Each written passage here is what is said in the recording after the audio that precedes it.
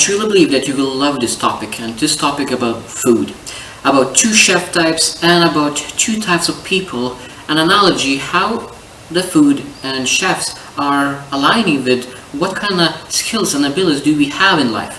Now, first thing that I want to start speaking about chefs. So there's two types. So one type is when they look into the best chefs, they look into what kind of recipes do they make, and then they go back to their kitchen and look what kind of ingredients do they have, because a lot of times the best dishes, it requires a lot of different ingredients, and when you look into your kitchen you do not have all the ingredients to make those dishes, and you feel disappointed because you do not have ingredients required to make the best dish.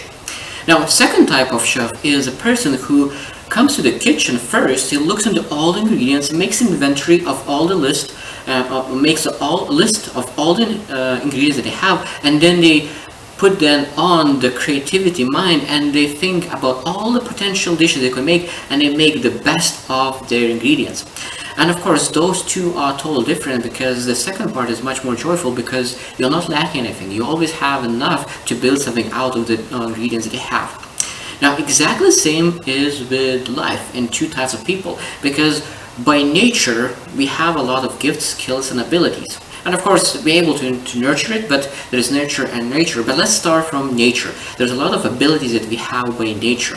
And when we look, the first type is looking into very successful people who have achieved great success, and you look into what they have done, what they did to achieve that, and that recipe. And of course, that recipe will never work for them because they do not have exactly the same ingredients or skills, abilities, and gifts.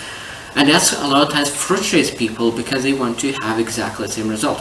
Now, but other people, the second type of people, what they do, they look into all the skills, abilities, and gifts they have, and they're able to make the best out of it because they're able to build it, will be very creative and find the ways how to get successful.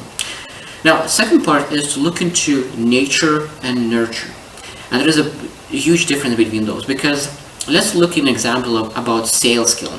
So one person is 8, from 1 to 10 is 8 in sales skill, while the other person is 2 from 1 to 10.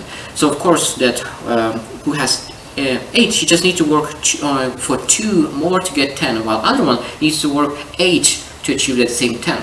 So that means one person will need to work 4 times harder to achieve exactly the same result.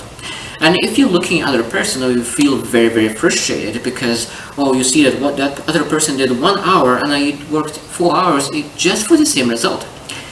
But when you look into which one is better, 8 or 2, I could say that in the long run, 2 is much better than 8.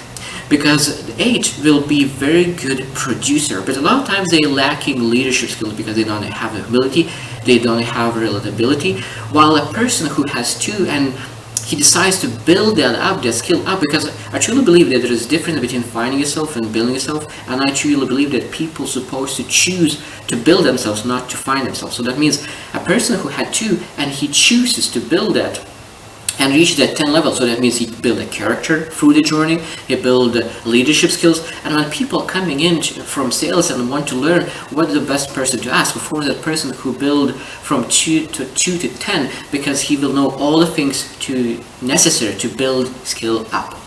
Now, of course, there is 2 ways of thinking about it, because when a person has 2 in some certain skill, he needs to make a choice, because he needs to potentially look where he's gifted and maybe where he has 8, or maybe he just needs to put extra effort to build that one skill. And I truly believe that it's better to build, but some people need to make choice, but sometimes it's better to find the one thing that you are very good at and work on that hard enough, and you will be extraordinarily good at it. So now, when I think about pursuing things in life and pursuing success, so ask yourself, have you ever been in that moment and you thought about other people's ingredients? Because you will never get other people's ingredients. So you have your ingredients, so you need to be very grateful for your ingredients and ask them what you're able to build out of your ingredients, and that's when you will become joyful. So choose to be a winner, and see you tomorrow.